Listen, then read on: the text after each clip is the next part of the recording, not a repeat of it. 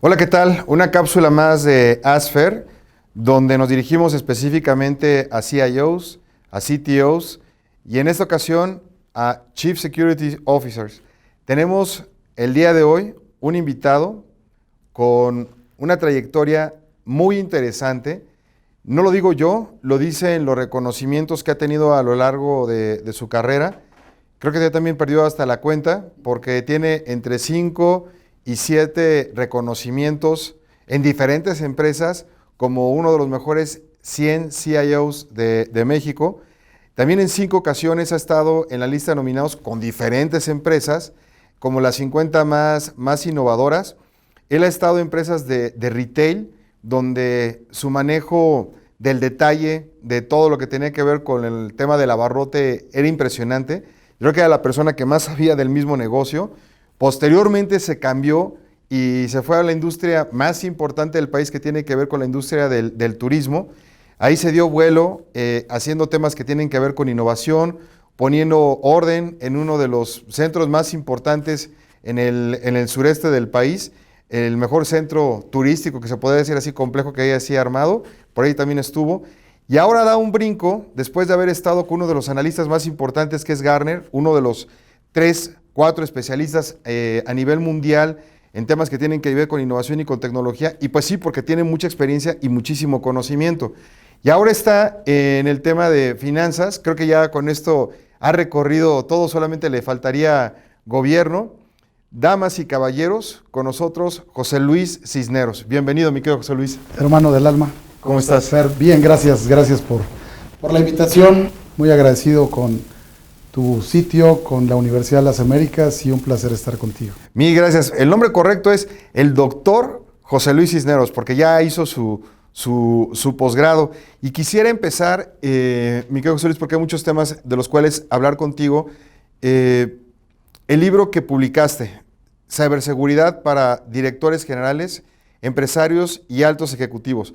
Creo que estás tocando precisamente el tema más importante, que tiene que ver con que el usuario que tiene el poder de decisión pueda tener los elementos para saber por qué tiene que invertir en estos temas y sobre todo en un país donde la ignorancia creo que nos ha golpeado mucho, muy fuerte, no solamente de los usuarios en general, sino de las organizaciones y los Chief Executive Officers, ¿no? Que a veces no están tan enterados de todo esto, lo ven más bien como un gasto.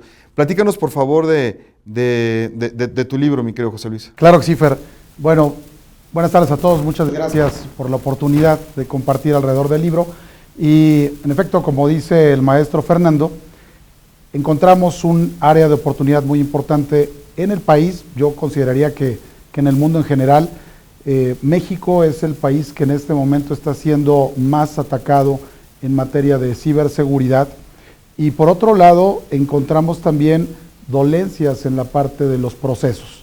Entonces, cuando estamos viendo esto constantemente, es más, hoy mismo hay un tema alrededor de un banco, hace unos días en una empresa de vales, hace poco también con una empresa de manufactura, pero hay que remontarnos básicamente a marzo, abril del año pasado, cuando veíamos que todo el sistema financiero mexicano estaba en un proceso de colapso con el famoso SPEI.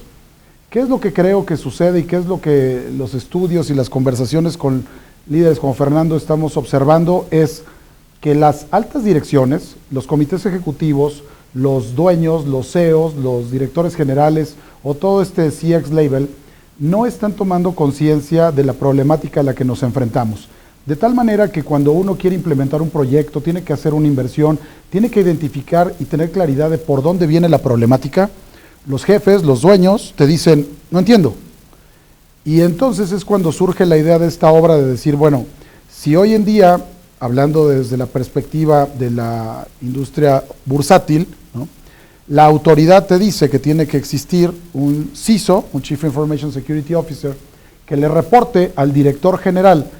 Y este señor te puede hablar de procesos y de tecnología, y este otro es muy financiero y quizás no entiende tanto de tecnología.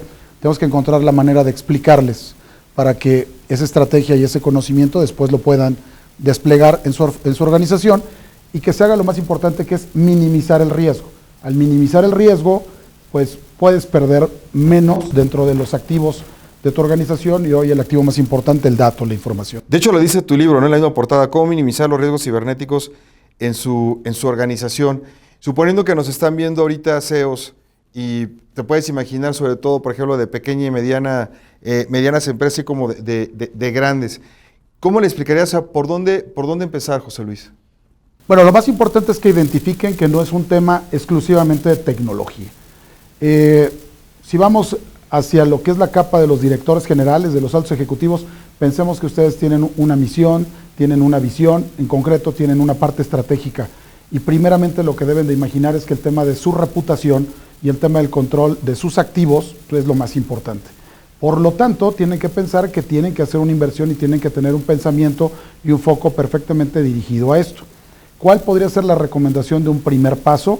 Un SGSI, ¿no? Un sistema de gestión de la seguridad de la información que explica cómo hay normas como un ISO 27000, como un 31000 para temas de riesgos, y eso va a ir alineado al soporte de las herramientas de tecnología que van a coadyuvar a minimizar ese riesgo, ¿no? A mí me llama mucho la atención, y para los que nos están escuchando, sobre todo colegas, CIOs, CISOs y CTOs, no estamos hablando en este momento de ningún lenguaje que tenga que ver, por ejemplo, con la parte tecnológica.